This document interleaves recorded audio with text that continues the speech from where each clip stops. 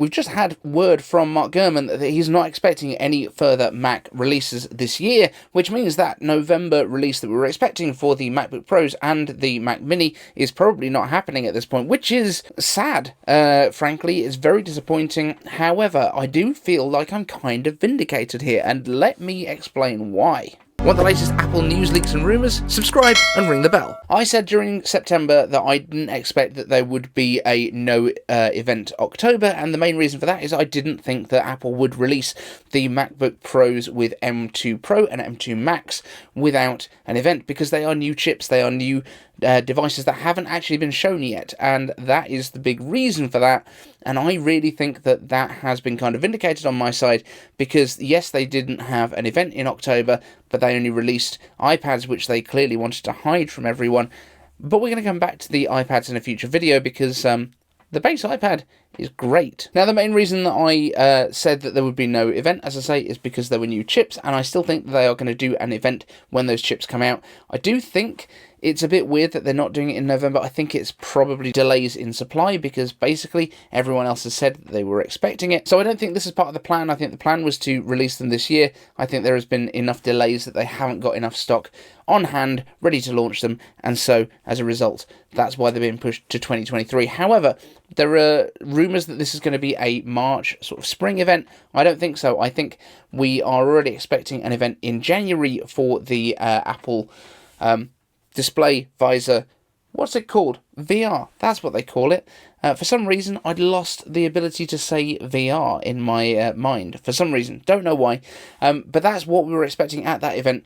I think they will probably combine the Macs into this event and put it all in one place. What do you think? Let me know down in the comments. But that's my thoughts anyway. Now, we have a bunch of your questions to answer, which I planned to do last week, didn't get around to, so we're going to do them now. Let's just get straight into it. Randomness asks, what Apple shows have you watched and what are you waiting for? Any recommendations? I've watched Ted Lasso and Severance. I'm waiting for their new seasons. So actually today, I've been watching a bit more For All Mankind, episode 2 of season 3.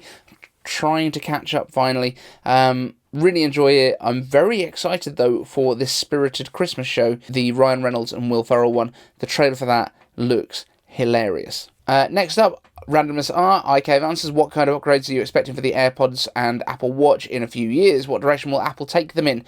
Will we even get longer battery life if the chips are becoming more efficient? I don't think we are going to really get towards longer battery life on these things. I think the Apple Watch Ultra, we've seen that they can do longer battery life, but they have to physically make it bigger. I think in most cases, though, Apple adds features and performance stuff when the chips get more efficient. That tends to be the kind of balance that they play. So I wouldn't expect longer battery life. I would expect better features using the batteries that we have. Randomness asks, IKEV answers, have you tried the new Apple Watch Ultra? What is your opinion on it? Now, I have seen it in the stores. I have worn it on my wrist very briefly. I think it's fine. I don't think I need to spend $800 on any Apple Watch. My Apple Watch SE is still absolutely fine, although it looks like it's run out. No, it is still going. This is the problem with not always on displays. I think always on display for the watch, that's probably quite a good thing. Always on display for the iPhone, don't really care. But yeah, I think the Apple Watch Ultra is a really good watch. I just don't have the budget for it, and if I did, I'd probably find something more interesting to spend my money on, as I'm not a diver or an adventurer or anything else. I think it looks great. I don't think it's worth twice the money to look great. The Blob asks, hey Dave, do you think upgrading from 1 to premium Apple subscription is worth it just for the fitness thing? I know you share yours and that significantly lowers the cost, but if you didn't, is it worth the extra cash? I do have Apple One Premium. That is what our family uses, because my wife uses Apple Music, I use Apple Music, so that's like $15 anyway normally, but that's just gone up. So yeah, basically having the Apple One doubles that, but then we also get all the storage and arcade and TV and all the other stuff. So that just makes a lot of sense for us. I think if you wanted to use Apple Fitness, it's definitely worth $10 a month, or whatever it works out now. That might have gone up as well. I think fitness stayed the same. I think it was TV and music that went up. I think if you're going to use Apple Fitness instead of a gym, it's great. If you travel a lot and you don't necessarily have access to a gym and you want to be able to do some workouts in a hotel room or wherever you're staying, it's really good. I'm actually going to be going back to the gym as of this Tuesday, fingers crossed, so maybe not using it as much. I've used it quite a bit this month. Team Connect has asked me for an update on the fitness thing. I was terrible at tracking my food, but I think that's partially because the app I was using was horrible and absolutely stacked with ads. If you know a good food tracker that isn't, let me know. In terms of the movement though, 1,000 calories a day, I was absolutely smashing pretty much all the way through it. It did have a few days when I was like 300s under towards the end of the day, and I just kind of ran in the kitchen or did an Apple Fitness workout.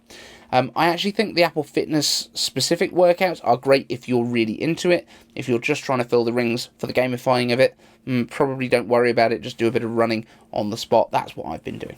Team Kinetics asks, IKEV answers, what do you think of the M3 generation of Apple Silicon? Will be built on the 4nm A16 architecture, or will it be built on a newer 3nm architecture and presumably the A17?